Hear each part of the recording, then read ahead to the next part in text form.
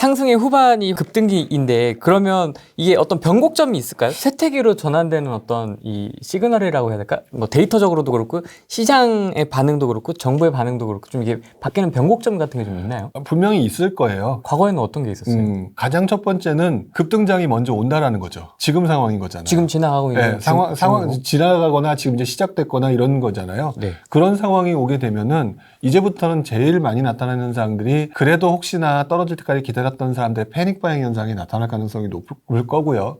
그러면 말 그대로 그동안 관심이 있었던 투자자들, 뭐 선도 투자자들이 있을 거고 후발 투자자들이 있을 거고 실수요자들이 있다가 끝까지 버텼던 지금 실수요자들 마저 들어오는 시장이니까 수요는 이제 거의 다 시장에서 감당할 수 있는 만한 또는 이제 늘어날 수 있는 만한 수요는 거의 다 늘어나는 상황으로 오고 있는 중이거든요. 그럼 이제 결국에는 이제 수요가 점차 꺾이는 상황이 올 수밖에 없을 것 같은데 꺾이는 상황이 올 때 나타나는 대표적인 현상이 당연히 이제 제가 여러 곳에서도 말씀을 드렸지만은 그 부분이 결국에는 청약 경쟁률이나 이런 것들이 감소하는 경우 현상일 거예요. 근데 이제 요즘에 그런 얘기 나오잖아요. 특히 이제 대구 얘기가 많이 요즘에 나오는데 네. 이 현상을 저는 이렇게 보셨으면 좋겠어요. 대구라고 하는 지역이 그래서 떨어져 올라 이렇게 질문들을 하시거든요. 저랑 보는 눈이 완전히 틀리시더라고요.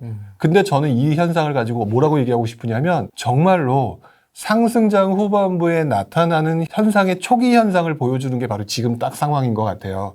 대구가 그래서 떨어진다가 아니라 대구는 여러분들이 어떻게 생각하실지 모르겠지만 2009년 10년? 2008년, 9년 그때부터 이제 상승장이 시작됐다가 그 다음에 뭐 하락장이 왔다가 그 다음에 다시 상승장이 시작됐다라고 표현하시는 분들이 있고 저 같은 경우는 아니다 상승장이 이어진 장이다라고 저같이 표현하는 사람들도 있어요. 근데 그게 맞다가 아니라 중요한 거는 상승장이 꽤 오랫동안 시장이랑 동안 이어져 왔기 때문에 수요가 그 지역 내 수요가 오를 만큼 올랐고 그거에 따라서 가격도 오를 만큼 올랐고 그 상황에서 당연히 그렇다면 그 지역 내 수요는 갑자기 뭐 1, 2년 사이에 사람들이 수십 명, 수백만 명이 늘어나는 게 아니니까 수요는 줄어들 수밖에 없다. 그런 가운데서 나타나는 경우가 분명히 미분양이라든지 기타 이런 현상이 나타나는데 이런 현상의 전초 현상으로서 지금 대구가 지금 굉장히 그 흔들림 현상이 나타나고 있는 중이다라고 보는 게 맞는 것 같고요. 이런 현상들을 지금 대구를 보면서 앞으로 서울과 수도권 지역에서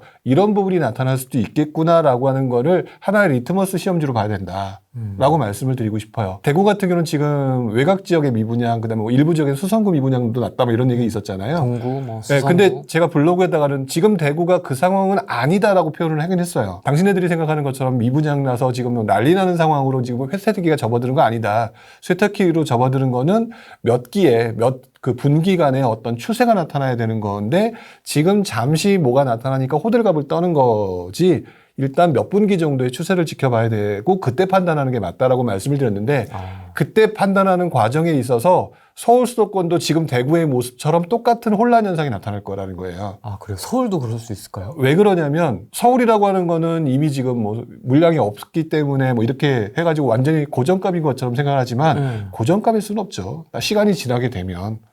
그리고 서울과 수도권에 있는 사람들은 거의 공통이기 때문에 결국 수도권의 흐름이 서울로 넘을 수도 있는 거거든요. 어쨌든 지금 현재 나타나는 현상을 보게 되면은 대구는 꽤 오랜 기간의 상승장을 통해서 수요가 많이 줄었고 아니면 그 수요가 많이 집을 샀고 그리고 그 상황에서 분양가가 굉장히 많이 올랐고 그건 맞아요. 분양가가 많이 올랐으니 그러지 않아도 줄어든 수요가 살려고 하는 수요가 떨어지는데 그렇다면 수성구를 사겠냐 아니면 저 멀리는 서구나 동구를 사겠느냐라고 하게 되면 수성구를 사거든요. 그러면 결국 서구나 동구와 같은 외곽 지역이 분양이 잘 안 되는 상황이 오는데 수성구는 잘 되거든.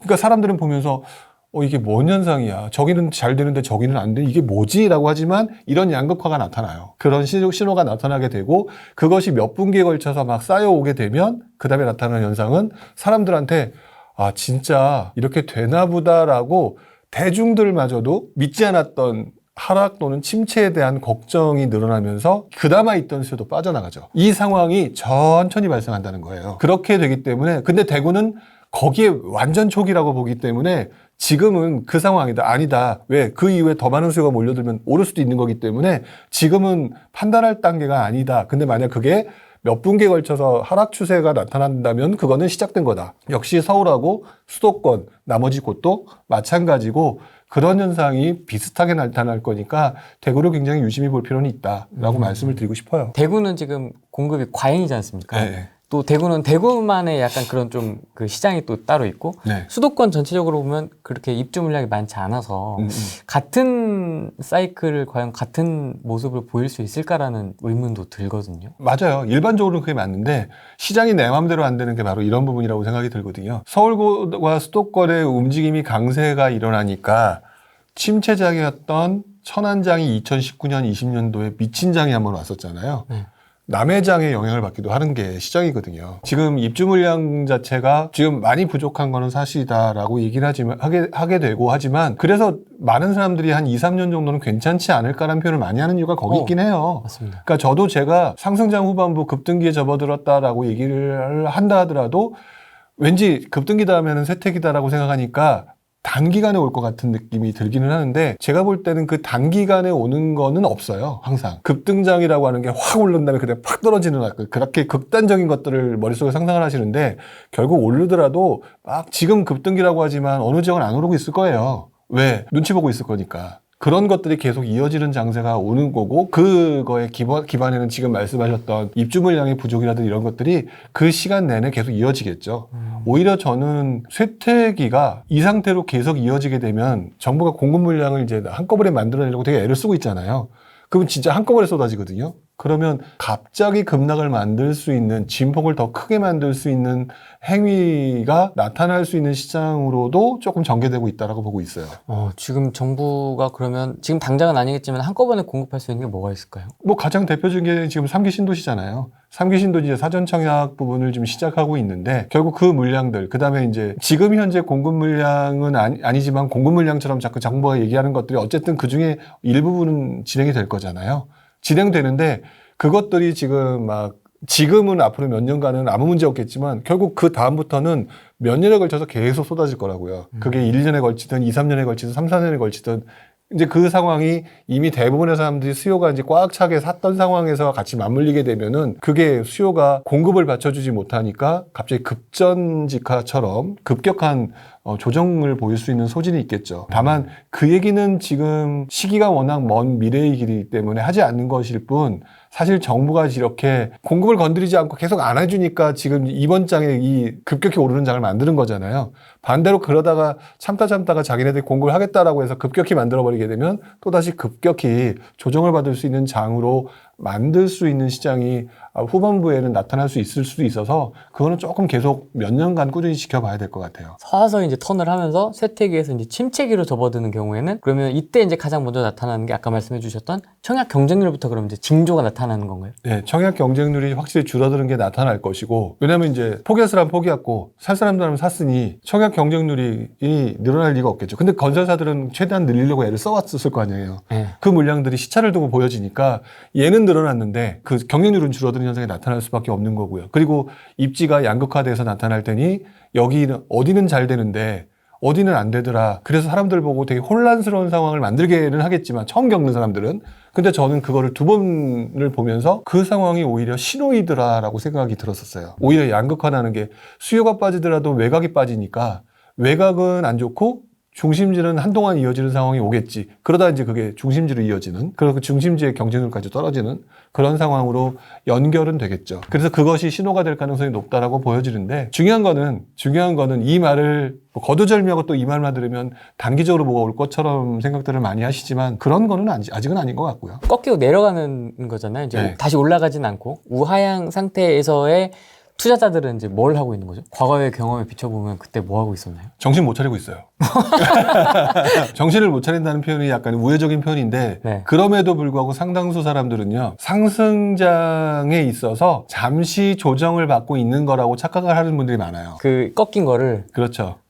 왜냐면 우리도 지금 몇 년이라는 상황을 지켜보면서 우리가 흔히 말하는 조정장이라는 걸 겪었잖아요. 네. 근데 그 조정장하고 쇠퇴기의 모습하고 틀린 게 하나도 없어요. 어떤 면에서는 그 현상에 보이는 모습. 왜냐하면 우리 옛날에 그 9.13 대책 나오고 8.2 대책 나올 때 서울시장 죽었던 거 있잖아요. 조정, 그건 조정. 네, 지나고 노니까 그게 조정이라고 안 거지. 그죠. 그게 계속 이어졌다면 그게 세태기였던 거죠. 냉정하게 말하면. 하지만 그거를 누가 그걸 조정장이라고 얘기했느냐. 그때 공급 물량 자체를 봤었을 때는 뭐 가장 지표상으로 봤었을 때는 그런 상황 아니야. 예를 들어 헬리오시티 망가고 들어온다 하더라도 기본적인 서울 구조 자체가 공급 물량이 많지 않은 거기 때문에 단기적인 효과야. 그래서 앞으로 올라갈 거야. 라고 종합적으로 판단하는 사람들은 그걸 조정이라고 봤지만 상당히 많은 사람들은 그때를 약간 하락장, 뭐 쇠퇴 이렇게 생각했던 분이 많잖아요. 네. 그래서 그때 장도 수많은 사람들이 계속 지금 물 들어올 때 노젓고 있었잖아요. 노젓고 그동안 경험했던 그 경험의 관성들이 이어지면서 아니야, 조정일 거야 라고 자식을 계속 합리화하게 되실 분들이 상당히 많을 거예요. 그래서 제가 정신 못 차리고 있을 거다라고 얘기하는 이유가 바로 거기 있는 게 저 역시도 그 당시에 정신을 완전 못 차린 사람은 아니었는데요. 저도 약간 못 차리고 조금 대기하고 기대하는 사람의 입장에 섰던 사람인 것 같아요. 왜냐하면 그때도 경기도 지역에서 그 잘 나가는 경기도 지역, 서울 지역에서도 미분양이 드디어 나타나기 시작하는데 쟤네는 외곽이라서 그래. 그러니까 좋은 쪽으로만 받아들였던 거죠. 이유를 이렇게 딱 붙이면서. 이유를 제가 갖다 붙였던 거죠. 근데 이분들도 분명히 그때 가서 이유를 갖다 붙일 거다. 아니다. 서울이라고 하는 곳은 예를 들면 서울이라고 하는 거는 옛날의 서울이 아니다. 이제 모든 사람들의 관심을 서울에만 두고 있다. 뭐 이런 그동안 들어왔던 수많은 얘기들을 갖다 붙이면서 얘기를 할 것이고 그러면서 잠시 그 와중에도 또 주춤하다 오르는 상황이 오게 되면 거봐라 오르지 않냐.